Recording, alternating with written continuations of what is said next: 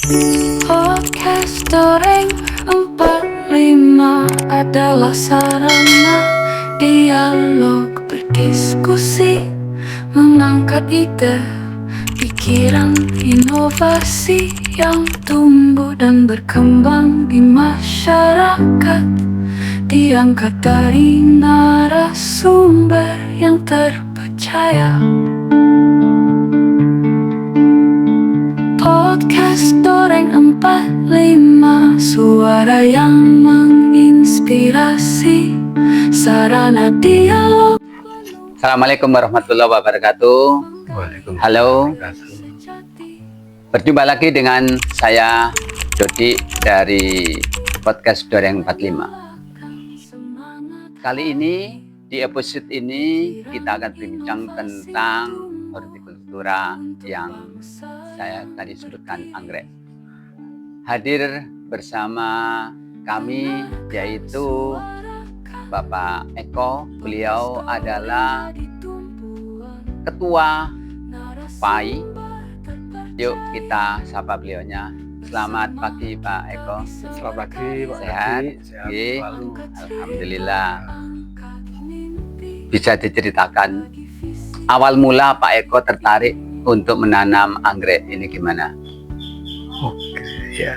Nah, terima kasih Pak Dodi ya. Ini pengalaman anggrek. Pertama-tama ini sebetulnya kita dulu adalah karyawan di perusahaan tembakau ya. Karena ada PHK ya. Kemudian kita nyoba beralih profesi kan demikian ya. Iya. Mulai dari tahun 2015, kemudian 2016-17 itu saya berguru ke Malang, ke Handoyo Budi Orchid WO. Ini ketemu Pak Insinyur Budi Sugiarto, itu adalah mantan teman kerja di tembakau dulu. Iya. Kemudian kita berkolaborasi, beliaunya menyediakan tempat, kemudian bahan dan sebagainya, kemudian saya yang membiayai tenaga kerja untuk pembuatan anggrek bibit botol di sana ya. Iya. Jadi selama 8 bulan itu kita produksi botol, kemudian sekitar 5.000 botol insya Allah waktu itu. Tapi karena belum bisa jual, outputnya kan botol ini agak lama ya. Iya. Sehingga kita memutuskan untuk berhenti dulu dari kerjasama itu. Kemudian saya sewa stand kios bunga di Sidomulyo Batu sana, dan memulai penjualan anggrek, kemudian secara online juga. Itu ceritanya dimulainya di sana gitu. Iya. Boleh tahu tantangan terbesar saat awal Pak Eko menanam anggrek? Ya, untuk berusaha di anggrek ini awalnya kan kita dulu dari karyawan ya, dari kita dapat gaji bulanan, kemudian kita ngubah, kita harus menghidupi diri sendiri ya, dan juga kita bayar karyawan kan, jadi berbalik 180 derajat. Iya. Ini tantangannya amat besar karena kita pasar, kemudian hal-hal baru kan masih belum tahu, sehingga kita harus segera percepatan untuk segera menormalisasi kondisi yang kebalikan daripada karyawan menjadi pengusaha. Iya. Baik, Pak Eko, sudah berapa lama Pak Eko bergelut di sini? Mulai kapan? Itu dari tahun 2017-an ya. Iya. 17, 18, 19. Ya, 7 tahun ya. 7 tahun. 7 tahun. Kemudian bagaimana perkembangan peranggekan khususnya di Kabupaten Lumajang?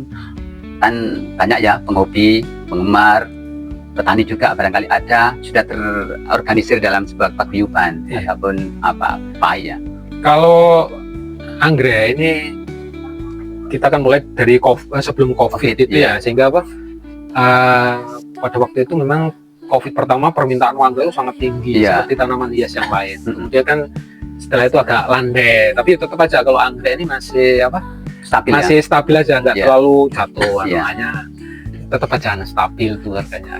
Iya, ingat anggrek kan memang penggemarnya kan menengah ke atas ya. paling tidak seperti kelas menengah lah, beda dengan, sehingga sudah punya pasar tersendiri. Pak Eko, menurut pengalaman Pak Eko, jenis anggrek yang paling sulit untuk dibudidaya, kemudian bagaimana cara membudidayakan? Sebetulnya kalau yang sulit itu memang ada beberapa. Misalnya katakanlah di Semeru ini ada anggrek apa? Warna merah itu ada di ketinggian di Kalimati sana di 2000 yang tidak bisa hidup di dataran rendah. Sebetulnya kita mau juga apa? Melestarikan itu untuk apa? Untuk dikembangbiakan di botol. Itu agak sulit karena kalau dibawa ke bawah dia akan mati. Harusnya kita kawinkan aja di sana, di tempatnya ya. Nanti periodically berapa bulan waktunya buah matang itu kita ambil gitu. Kalau itu mungkin ini belum kita bisa lakukan ya. Mungkin kedepannya akan kerjasama dengan TNBTS karena mereka punya wilayah. Nah itu salah satu yang sulit. Kalau yang lainnya saya kira anggrek bisa kita budidayakan dalam botol. Gitu aja. Oh, berarti pembudidayaan ini kultur jaringan ya? Kultur jaringan ada dua, yang meristem sama in vitro. Kalau in vitro itu dari biji. Oh ya, dari biji. Kalau in vitro itu yang meristem harus punya alat yang lebih canggih, ini sederhana aja, rumahan bisa jadi kayak gitu. Ya, rumahan skala industri tapi ya. Ya. Seperti ini jadi ini kultur jaringan, jadi anggrek dikembangbiakan di dalam botol ini. Ini jenisnya macam-macam ya. Ini jenis Violacea flavina, ini anggrek besi Papua. Oh, ini anggrek besi. Ini khas Papua berarti Papua, ya. Jadi di sana mungkin kan panjang ya? Iya, masih ada, tapi kita coba perbanyak sehingga anggrek Papua Violacea flavina tidak akan musnah dari Indonesia. Kita perbanyak, kemudian dijual. Kalau banyak yang punya di rumah-rumah kan tidak akan punah. Nah, anggrek ini kan hidup di daerah-daerah syarat untuk iklim tertentu dengan kondisi cuaca tertentu atau umum dimanapun bisa. Anggrek ini ada beberapa anggrek dataran rendah, ada yang dataran tinggi. Jadi kalau dendro ini biasanya di dataran rendah sampai menengah, tapi ada beberapa yang dendro yang dataran tinggi. Kemudian Cattleya, kemudian bulan, anggrek bulan itu cenderung agak dataran tinggi ya. Kalau di bawah bisa hidup tapi kurang maksimal. Jadi menurut spesifikasi area mana yang mereka habitatnya itu, Pak? Iya. Wah, ini lokasi kebun Pak Eko ini di Jalan Tambu ya, Gunung Tambu di Desa Pasirian, Kecamatan Pasirian, ini lokasinya. Dan di sini juga ada peralatan untuk yang sederhana tadi yang Bapak bilang tadi, jaringan. Kalau yang anggrek besi ini bunganya warnanya apa? Ini warnanya kuning, Pak. Oh, kuning ya. Besi ini kuning. Ini belum ada di sini contoh untuk anak. Sudah ada tapi sudah rontok ya. Gitu. Jadi sudah rontok. Ya, ini anggrek apa yang saya jual ini 150 ini. Satu botol ini masih karena isinya berapa banyak ya? Isinya ini 35 ini sampai 50. Jadi kalau anggrek besi ini biasanya, kalau yang biasa-biasa ini ya 50.000 gitu. Iya. Kalau anggrek-anggrek yang agak spesial itu harganya lebih tinggi. Iya. Pak Eko, kalau begitu pengalaman Pak Eko dengan background dari memang pertanian, saya dengar ini Pak Eko kan sudah berhasil untuk menciptakan, meng-create jenis-jenis baru ini khususnya di Kabupaten Lumajang. Nah, bisa ceritakan seperti yang saya ada di sini, ini Pak Eko ini setiap mengawinkan silang, kemudian ada turunan baru ya, jenis baru itu selalu dinamakan dengan objek-objek wisata atau lokasi-lokasi Lumajang yang ada di Kabupaten Lumajang agar juga untuk menaikkan citra Kabupaten Lumajang. Seperti contoh di sini, ini sertifikat dari Royal Horticultural Society. RHS. Ya, RHS ini dari negara mana? Inggris. Oh, dari Inggris selalu ini. Nah, ini memberikan sertifikat kepada Pak Eko yang telah menemukan jenisnya Dendrobium huntara Semeru. Nah, jadi ini dinamakan Dendrobium huntara Semeru. Ada juga yang dinamakan ini Dendrobium Scarlet B29. Ini juga ada juga di sini Dendrobium Lumajang eksotik. Wah, ini banyak sekali, ini sudah menemukan ada Dendrobium Desolokambang. Jadi Bang Dida itu mengkolaborasikan dengan nama-nama objek wisata yang ada di Kabupaten Lumajang dengan tujuan Pak Eko ini juga mengangkat Kabupaten Lumajang. Nah, jadi Pak Eko bisa berikan tips ya, cara menanam anggrek agar tetap sehat dan selalu berbunga ya, khususnya Pak Eko kepada pemula. Kok apa resepnya? Ya, kalau anggrek pemula ya, ini anggrek kali ini saya contohkan dendrobium ya. Dendrobium ini biasanya berbunga dari botolan itu sekitar 1 tahun atau 1,5 tahun baru bisa berbunga. Kemudian perawatannya kalau dari botol ini kita keluarkan, kemudian kita ini tray Ya, kayak gini tray ya. ini. Di tray ini kurang lebih nanti sekitar 6 bulan. Kemudian nanti akan kita pindahkan ke Netpot. ya ini yang ukuran kecil. Ya, Kemudian kita pindahkan lagi yang permisi. ya ini ukuran yang Lebih besar lagi ya. lebih besar, ini ukuran 2,5 in. Nah, kemudian bisa kita pindahkan ke ini kalau yang umurnya sudah, ya, sekitar ukuran berapa ini, 15 atau 12. Ya. Perawatannya juga harus sebetulnya konsisten dengan penggunaan pupuk, pestisida, fungisida. Itu biasanya kita jadwal. Hari Senin itu misalnya kita pakai fungisida, kemudian hari Selasanya pupuk daun, kemudian berikutnya kita kasih pupuk lagi misalnya Ya. merek yang lain. Jadi ini secara reguler apa yang kita harapkan tumbuh dengan bagus.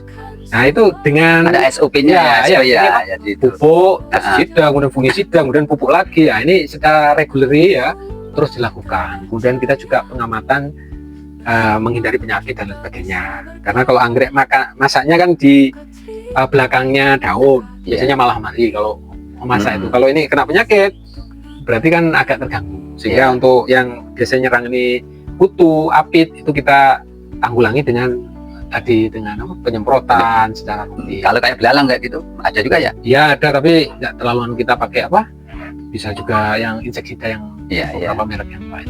Iya. Saya kira kalau konsisten pembuaan, penyemprotan, kemudian penyiraman, sinar matahari cukup, anginnya cukup, otomatis nanti dalam 1,5 tahun bisa.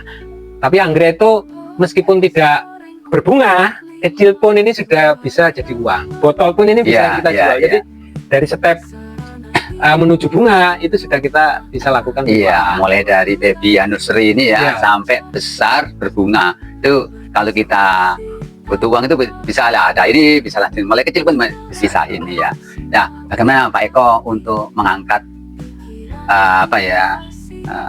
petani anggrek di Kabupaten Lumajang, kiatnya gimana? Apakah sudah ada pelatihan kiat dengan satu instansi, baik itu instansi yang terkait itu pertanian ataupun instansi yang lain, sehingga Lumajang menurut pandangan Pak Eko animo terhadap ketertarikan dengan anggrek sejauh mana?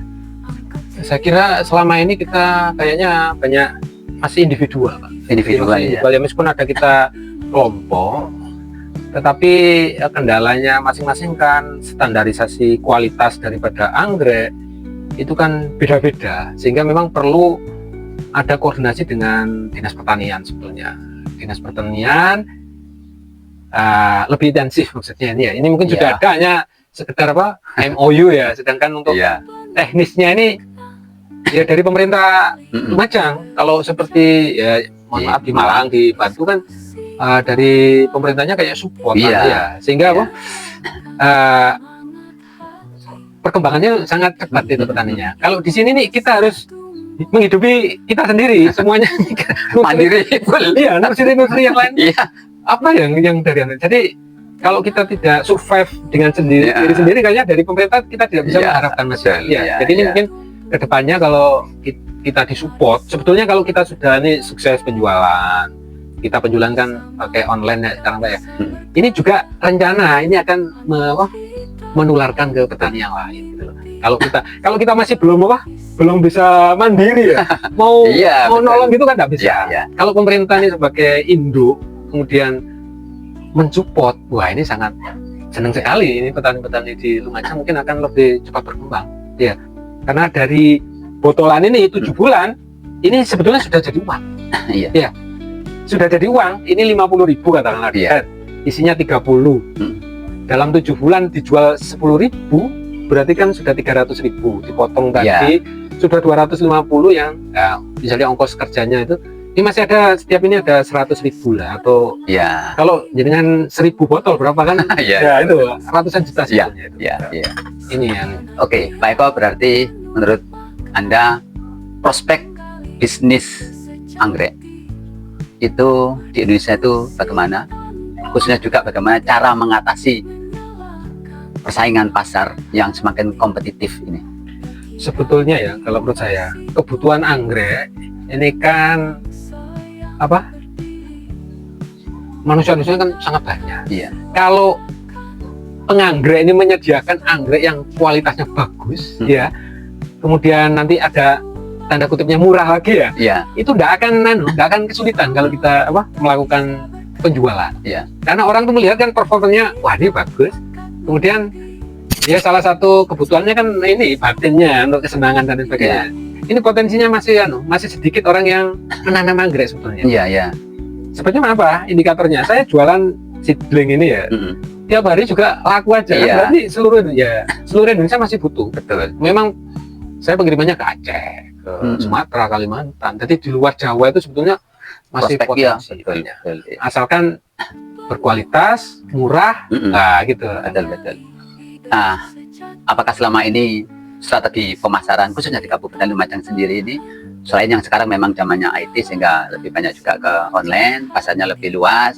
Kalau yang di Lumajang sendiri pernah nggak Pak Eko membuat pameran-pameran, diundang? Kayak kemarin kemarin kan kita kan hari Jalu ya, hari jadi Kabupaten Lumajang 15 Desember itu banyak pameran kemarin juga, pameran pendidikan.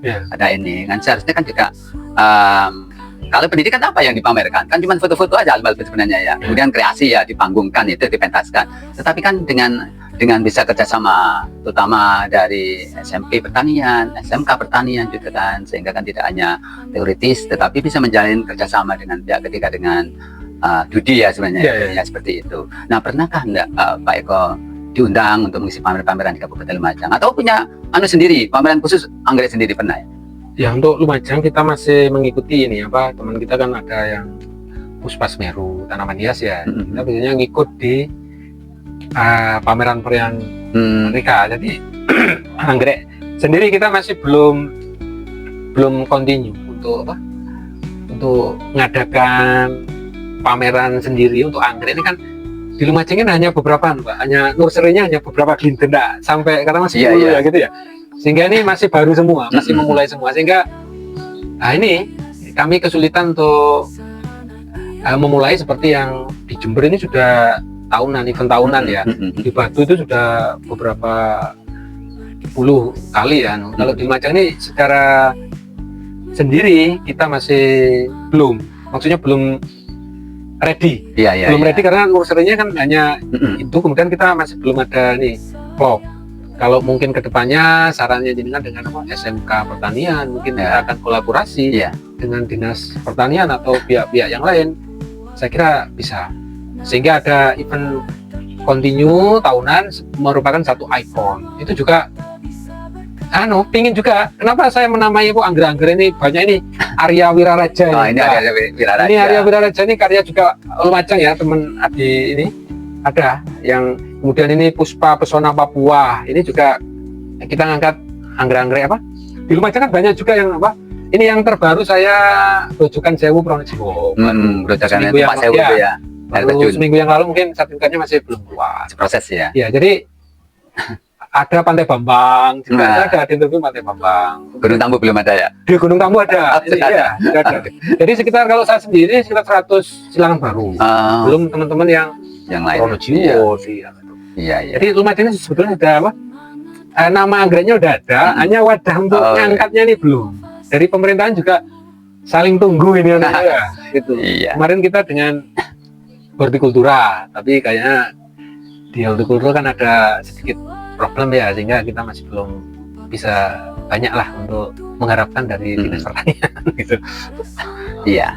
Yang terakhir ini closing statement dari sebagai kata kalimat penutup dari Pak Eko selaku petani anggrek yang sudah berhasil untuk menciptakan dan menemukan jenis-jenis silangan-silangan baru yang dinamai dengan khususnya objek-objek wisata atau nama-nama lokasi di Kabupaten Lumajang. Apa yang bisa disampaikan sebagai kata kalimat penutup Pak Eko, khususnya kepada baik pemerintah maupun kepada masyarakat? Ya, terima kasih. Dari kami petani anggrek ya, kalau ke pemerintah nih, ya kami mengharapkan dukungan sepenuhnya melalui mungkin dinas pertaniannya. Jadi mari kita berkolaborasi mengangkat potensi anggrek, karena ini juga merupakan peningkatan ekonomi kalau memang digeluti secara serius. Jadi pemerintah mendorong petani-petani untuk membuat anggrek-anggrek yang berkualitas sehingga laku di pasaran, kemudian menjadi rezeki bagi masyarakat Lumajang. Itu kalau bagi petani sendiri, kita harus semangat ya untuk menciptakan anggrek-anggrek yang bagus supaya Lumajang nanti juga dikenal sebagai kota anggrek, insya Allah. Baik, sobat, demikianlah tadi bincang-bincang kami dengan seorang petani anggrek yang cukup berhasil. Ya, harapannya, ayo kita pada generasi muda khususnya untuk mencintai anggrek, pertanian khususnya, dan sesuatu yang ditekuni dengan serius akan bisa menghasilkan. Terima kasih telah mengikuti podcast 2045. Sampai jumpa pada episode selanjutnya. Wassalamualaikum warahmatullahi wabarakatuh.